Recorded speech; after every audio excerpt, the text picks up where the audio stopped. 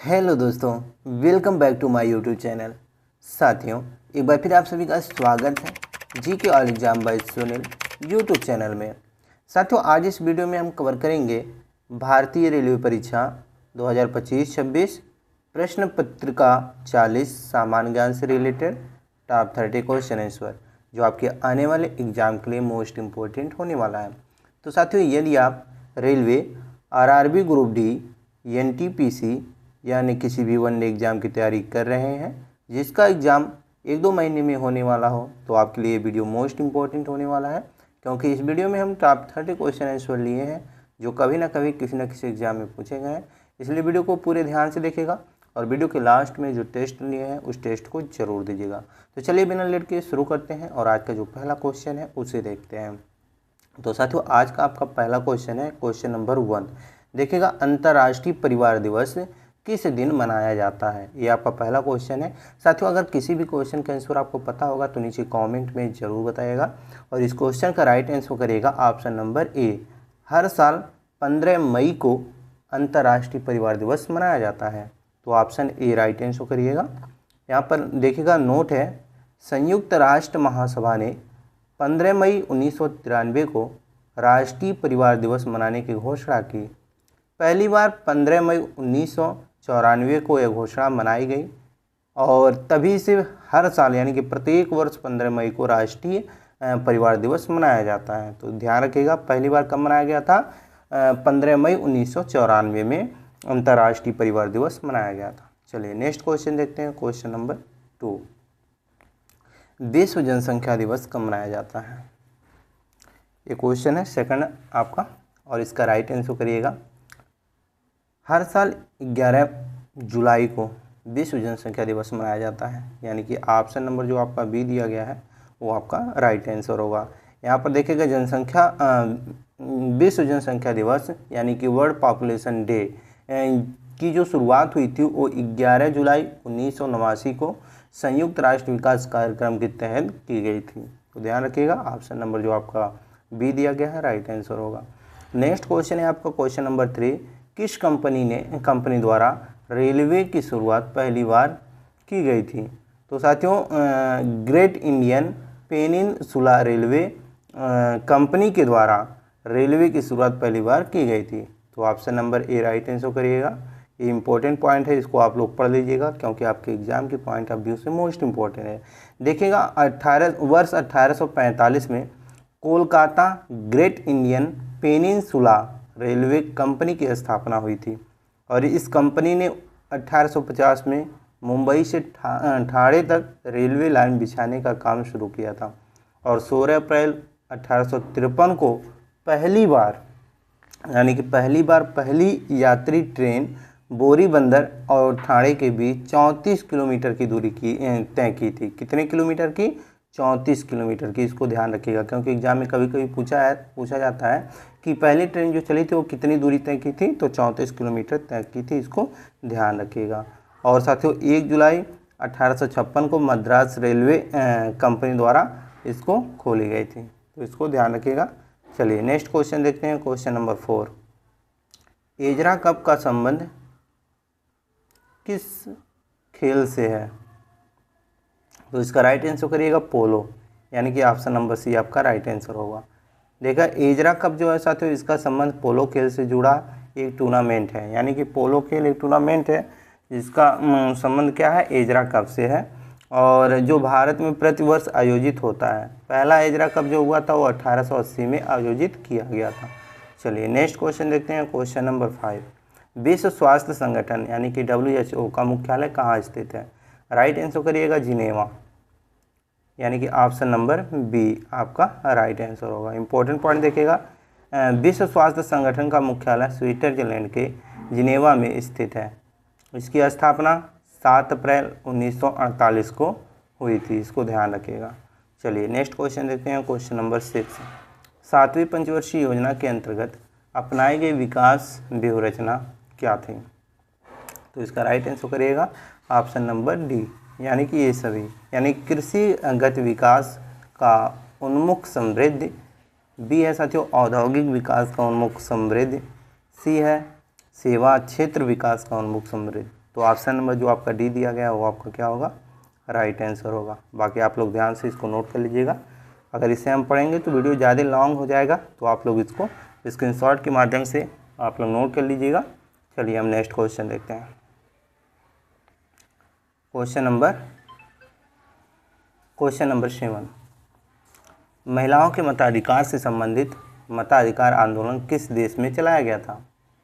ये आपका क्वेश्चन, और इसका राइट आंसर करिएगा ग्रेट ब्रिटेन में, यानी कि ऑप्शन नंबर ए आपका राइट आंसर होगा। देखिएगा, महिलाओं के द्वारा मताधिकार की मांग को प्रथम विश्व युद्ध के बाद मजबूती मिली तथा ग्रेट ब्रिटेन में मताधिकार प्राप्त करने के लिए ये आंदोलन सबसे पहले चालू किया गया था।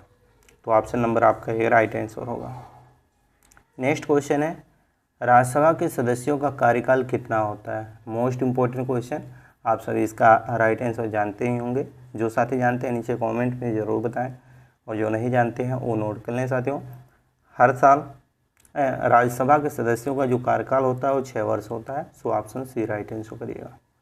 नेक्स्ट क्वेश्चन है आपका क्वेश्चन नंबर 9, पंचायत समिति के सदस्य अक्सर कितने वर्ष के लिए चुने जाते हैं?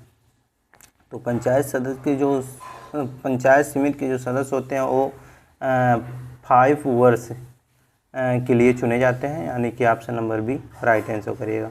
यहाँ पर देखिएगा, भारतीय संविधान में 73वां संविधान संशोधन 1992 करके जो पंचायत राज्य के तीनों स्तरों का कार्यकाल है उसमें 5 वर्षों का जो कार्यकाल है वो निर्धारित किया गया है। तो आपका राइट आंसर 5 वर्ष होगा। नेक्स्ट क्वेश्चन है 10वां नंबर प्रश्न, संविधान में कितने वर्षों तक के बच्चों के लिए निःशुल्क एवं अनिवार्य शिक्षा व्यवस्था की गई है? तो राइट आंसर करिएगा, 6 वर्ष से 14 वर्ष की आयु के बच्चों के लिए संविधान में निःशुल्क एवं अनिवार्य शिक्षा की व्यवस्था की गई है। तो option number D right answer करिएगा। यहाँ पर देखिएगा, भारतीय संविधान में 46वां संविधान संशोधन करके मूल अधिकार में अनुच्छेद 21A जोड़कर 6 से 14 वर्ष के बच्चों के लिए निःशुल्क एवं अनिवार्य शिक्षा की व्यवस्था की गई है, ध्यान रखिएगा। नेक्स्ट क्वेश्चन देखते हैं। उससे पहले साथियों, अगर अभी तक आप क्लास को लाइक और चैनल को सब्सक्राइब नहीं किए तो प्लीज़ क्लास को लाइक और चैनल को सब्सक्राइब कर लीजिए। और यदि आपको PDF की आवश्यकता हो तो यहाँ पर जो नंबर आपको दिख रहा है इस नंबर पर आप व्हाट्सएप कर सकते हैं। तो अगला क्वेश्चन है 11 नंबर क्वेश्चन। यहाँ पर देखिएगा, 42वां संविधान संशोधन द्वारा भारतीय संविधान के प्रस्तावना में निम्नलिखित विशेषता जोड़ी गई हैं। तो आप सभी जानते हैं साथियों, 42वें संविधान संशोधन के द्वारा भारतीय संविधान के प्रस्तावना में धर्मनिरपेक्षता की जो विशेषता है उसको जोड़ी गई है। तो ऑप्शन नंबर जो आपका ए दिया गया है वो आपका राइट आंसर होगा। यहाँ पर देखिए, भारतीय संविधान की प्रस्तावना में मात्र एक बार 42वें संविधान संशोधन 1976 किया गया था, जिसके द्वारा प्रस्तावना में साम्राज्यवाद, धर्मनिरपेक्ष और अखंडता तीनों शब्द जोड़े गए थे। तो यहाँ पर धर्मनिरपेक्ष ऑप्शन ए दिया गया है, तो आपका राइट आंसर ऑप्शन ए होगा। चलिए नेक्स्ट क्वेश्चन देखते हैं। क्वेश्चन नंबर 12, नगर निगम के अध्यक्ष को कहा जाता है क्या? तो महापौर कहा जाता है नगर निगम के अध्यक्ष को, महापौर option number B right answer करिएगा। यहाँ पर देखिएगा, नगर निकाय की त्रिस्तरीय व्यवस्था में नगर निकाय एक है जिसका अध्यक्ष महापौर कहलाता है, या जो कि प्रशासनिक अधिकारी होता है। तो आपका ऑप्शन नंबर जो आपका बी दिया गया है वो आपका राइट आंसर होगा। नेक्स्ट क्वेश्चन है क्वेश्चन नंबर 13, अवशिष्ट शक्तियाँ निम्नलिखित में से किस में निहित होते हैं? तो अवशिष्ट शक्तियाँ जो होती हैं वो निम्नलिखित में से संसद में निहित होते हैं। तो ऑप्शन बी राइट आंसर करिएगा। इसको आप लोग पढ़ लीजिएगा, नोट कर लीजिएगा, क्योंकि आपके एग्ज़ाम के पॉइंट ऑफ व्यू से बहुत ही महत्वपूर्ण है, तो इसको आप लोग पढ़ लीजिएगा। चलिए नेक्स्ट क्वेश्चन देखते हैं। क्वेश्चन नंबर 14, राज्य स्तर को बर्खास्त करके किसके द्वारा किया जा सकता है? यानी कि राज्य सरकार को बर्खास्त किसके द्वारा किया जा सकता है, ये आपका क्वेश्चन। और इसका राइट आंसर करिएगा, राज्यपाल की सिफारिश पर राष्ट्रपति के द्वारा राज्य सरकार को बर्खास्त किया जा सकता है। तो ऑप्शन नंबर डी आपका राइट आंसर होगा। बाकी ये नोट है, इसको आप लोग ज़रूर नोट कर लीजिएगा, जो कि आपके एग्ज़ाम में अधिक हेल्प करेगा। चलिए नेक्स्ट क्वेश्चन हम देखते हैं। क्वेश्चन नंबर 15, भारतीय औद्योगिक विकास बैंक की स्थापना कब की गई थी? वेरी वेरी इंपॉर्टेंट क्वेश्चन, और इसका राइट आंसर करिएगा 1964 में भारतीय औद्योगिक विकास बैंक की स्थापना की गई थी। तो option number C right answer करिएगा। यहाँ पर देखिएगा, भारतीय औद्योगिक विकास बैंक की स्थापना 1964 में की गई थी। यह बैंक भारतीय रिजर्व बैंक के पूर्ण स्वामित्व वाली संस्था के रूप में स्थापित हुआ था, जो 1976 में स्वामित्वता प्रदान की गई थी। तो इसको ध्यान रखिएगा। चलिए नेक्स्ट क्वेश्चन देखते हैं। क्वेश्चन नंबर 16, किसी प्रतिरोध से प्रभावित होने वाले विद्युत धारा के कारण उत्पन्न ऊष्मा को क्या कहा जाता है? तो इसको कहा जाता है विद्युत धारा के वर्ग के समानुपाती होता है, यानी कि ऑप्शन नंबर जो आपका ए दिया गया है ये आपका राइट आंसर होगा। चलिए नेक्स्ट क्वेश्चन देखते हैं। क्वेश्चन नंबर 17, दो समांतर तारों में से एक ही दिशा में विद्युत प्रवाहित हो तो क्या होता है? तो देखिएगा, दो समांतर तारों में जब एक ही दिशा में विद्युत प्रवाहित हो तो वह होता है एक दूसरे को आकर्षित करता है। क्या करता है? एक दूसरे को आकर्षित करता है। ऑप्शन ए राइट आंसर करिएगा। चलिए नेक्स्ट क्वेश्चन देखते हैं। नाभिकीय रिएक्टर में कौन सा ऊर्जा उत्पन्न होता है? तो आप सभी जानते हैं नाभिकीय रिएक्टर में नाभिकीय ऊर्जा उत्पन्न होता है। तो ऑप्शन ए राइट आंसर करिएगा। नेक्स्ट क्वेश्चन है आपका क्वेश्चन नंबर 19, ग्रेफाइट का पेंसिल में प्रयोग किए जाने पेंसिल, ये पेंसिल रहेगा यहाँ पर पेंसिल,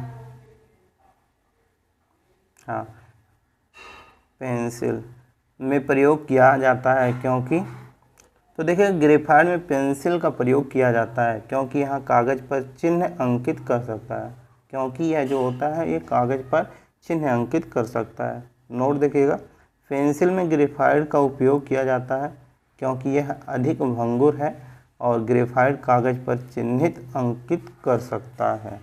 तो इसको आप लोग क्या करेंगे? ऑप्शन ए आपका राइट आंसर होगा। चलिए 20 नंबर क्वेश्चन, खाद्य पदार्थों को दवों पर जिंक की वजह से टीन का लेप होता है क्योंकि, तो देखिए खाद्य पदार्थों के दाव पर जिंक की वजह टीन का लेप होता है, क्यों? तो इसका राइट आंसर करिएगा, क्योंकि टीन की अपेक्षा जिंक अधिक क्रियाशील होता है। तो खाद्य के दाव पर जिंक की वजह टीन का जो लेप होता है, यहाँ पर आप टीन करिएगा। चलिए ऑप्शन नंबर डी आपका राइट आंसर होगा। क्या होगा? Option number D. Next question है क्वेश्चन नंबर 21, प्राकृतिक रबड़ निम्न का बहुलक है, यानी किसका बहुलक है? तो राइट आंसर करिएगा आइसोप्रीन का, यानी कि option number B right answer होगा। इसको आप लोग नोट कर लीजिएगा। चलिए नेक्स्ट क्वेश्चन देखते हैं। क्वेश्चन नंबर 22, किस प्रकार के परिवार से पौधों में ऊर्जा प्राप्त होती है? तो राइट आंसर करिएगा खनिज, यानी कि ऑप्शन नंबर बी आपका राइट आंसर होगा। नेक्स्ट क्वेश्चन है क्वेश्चन नंबर 23, निम्नलिखित में से कौन सा एंजाइम मानव शरीर में स्टार्च के पाचन से संबंधित है? तो इसका राइट आंसर करिएगा एमाइलेज, यानी कि ऑप्शन नंबर सी आपका राइट आंसर होगा। इम्पोर्टेंट पॉइंट है, इसको आप लोग ज़रूर नोट कर लीजिएगा। चलिए नेक्स्ट क्वेश्चन देखते हैं। क्वेश्चन नंबर 24, हितोपदेश के लेखक कौन है? वेरी वेरी इंपॉर्टेंट क्वेश्चन, कई बार प्रश्न पूछा गया है। तो इसका राइट आंसर करेगा नारायण पंडित जो हैं वो हितोपदेश नामक पुस्तक के लेखक हैं। So option number C right answer करिएगा। नेक्स्ट क्वेश्चन है क्वेश्चन नंबर 25, पाली ग्रंथों में गांव के मुखिया को क्या कहा जाता है? तो पाली ग्रंथों में गांव की मुखिया को कहा जाता है भोजक, यानी कि ऑप्शन नंबर बी आपका राइट आंसर हो जाए भोजक।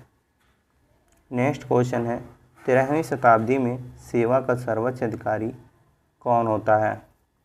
तो इसका राइट आंसर करिएगा खान। 13वीं शताब्दी में सेवा का सर्वोच्च अधिकारी जो होता था वो खान होता था।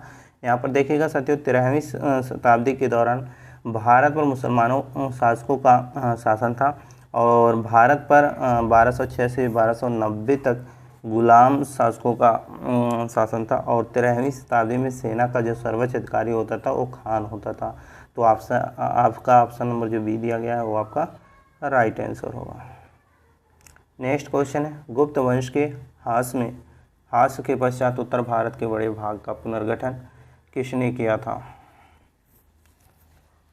तो इसका राइट आंसर करेगा हर्षवर्धन ने, यानी कि ऑप्शन नंबर सी आपका राइट आंसर होगा। इंपॉर्टेंट पॉइंट है, इसको आप लोग जरूर नोट कर लीजिएगा। चलिए हम अगला क्वेश्चन देखते हैं। क्वेश्चन नंबर 28 गुलाम वंश का संस्थापक कौन था? ये तो बहुत ही आसान प्रश्न है और आप सभी जानते ही हैं गुलाम वंश का संस्थापक कौन था। तो Qutbuddin Aibak, option number A आपका राइट आंसर होगा। नेक्स्ट क्वेश्चन है निम्नलिखित घटनाओं में से कौन सी घटना 1919 में घटित हुई थी? तो आप सभी जानते हैं जलियांवाला बाग हत्याकांड जो हुआ था वो 1919 में घटित हुआ था। सो ऑप्शन नंबर जो आपका सी दिया गया है वो आपका राइट आंसर होगा। नेक्स्ट क्वेश्चन है क्वेश्चन नंबर 30। देखिएगा 1916 में मद्रास में स्वशासन आंदोलन के प्रवर्तक कौन थे? तो 1916 में मद्रास में स्वशासन आंदोलन के प्रवर्तक थे साथियों Annie Besant. So option number C right answer करेगा एनी बेसेंट। ये टॉप 30 क्वेश्चन आंसर थे साथियों, जो कि आपके एग्जाम के पॉइंट ऑफ व्यू से मोस्ट इंपॉर्टेंट है। बाकी 2 क्वेश्चन और हैं जो कि आपके टेस्ट हैं। पहला क्वेश्चन है इंडियन नेशनल कांग्रेस के संस्थापक कौन थे? ये पहला टेस्ट है, राइट आंसर नीचे कमेंट में बताइए। दूसरा टेस्ट है बुद्ध का जन्म कहाँ हुआ था? ये आपका दूसरा टेस्ट है, इसका भी राइट आंसर आप नीचे कमेंट में बताएं। उम्मीद करता हूँ आप लोगों को ये वीडियो ज़रूर हेल्पफुल लगा होगा। यदि आपको ये वीडियो हेल्पफुल लगा तो वीडियो को लाइक करें और चैनल पर पहली बार आए तो चैनल को सब्सक्राइब करके बेल आइकन को ऑन करें। और साथ ही यदि आपको PDF की आवश्यकता हो तो नीचे कमेंट में आप PDF या इस नंबर पर आप व्हाट्सअप कर सकते हैं जो यहाँ पर दिख रहा है। तो चलिए इसी के साथ मिलते हैं नए क्वेश्चन आंसर के साथ नई वीडियो में, तब तक के लिए जय हिंद।